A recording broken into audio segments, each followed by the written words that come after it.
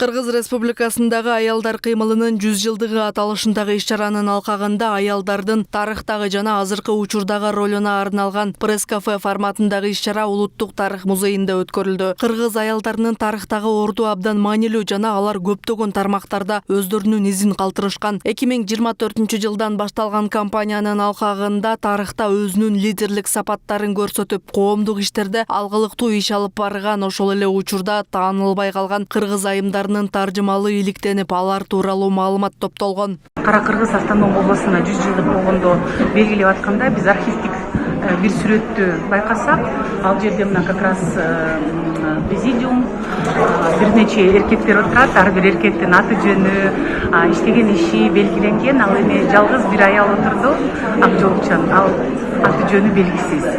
И ошондой архивде сүрөттөр, мамлекеттик архивде сүрөттөр көп экен. Биз байланышып, иликтөө жасап, маалыматты бүт областтарга таратып, көп аялдардын таржымалдарын чогулттук. Азыркы күндө 120, бирок биздин акция уланууда.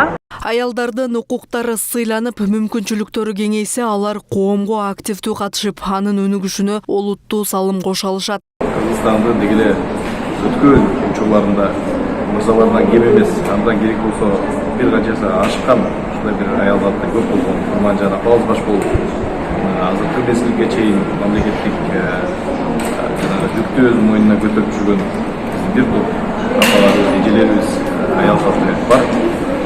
Бир кыргыз коому аял затынын ролу кыргыз коомунун өнүгүшүнө абдан зор деп баалайм да. Мына учурда дагы мамлекеттик саясатта дагы биздин өлкө башчыбыз өзү дайыма айтып келет, гендердик баланс боюнча, мамлекеттик башкаруу системасындагы аялдардын көбүрөөк катышуусу боюнча тапшырмаларды белгилеп, учурдагы кадр саясатындагы бул нерсеге өзгөчө көңүл бурулуп атат да. Кыргыз айымдарынын коомдун өнүгүүсүнө кошкон салымы чоң. Алардын салымы ар бир тармакта байкалат. Азыркы заманда ушу замандын талабына ылайык жашоо жүргүзүп, ушу замандын талабына ылайык бир жагынан Аллахтын ыраазычылыгын алуу үчүн болуп атса, бир жагынан адамдарга жакшы бир иш-чараларды алып барып аткан ушу айымдарга мен терең ыраазычылык айтамын да.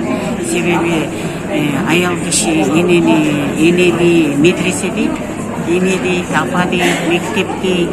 Ошон үчүн ушул мектеп канчалык күчтүү жана бай болсо, эми ошончолук коом да күчтүү болот, мамлекет да күчтүү болот. Бүгүнкү кыргыз айымдарынын көпчүлүгү бизнес чөйрөсүндө өз ордун таап, өз ишин ачып, жумуш ордуларын түзүп, экономиканын өсүшүнө өз салымдарын кошуп келет.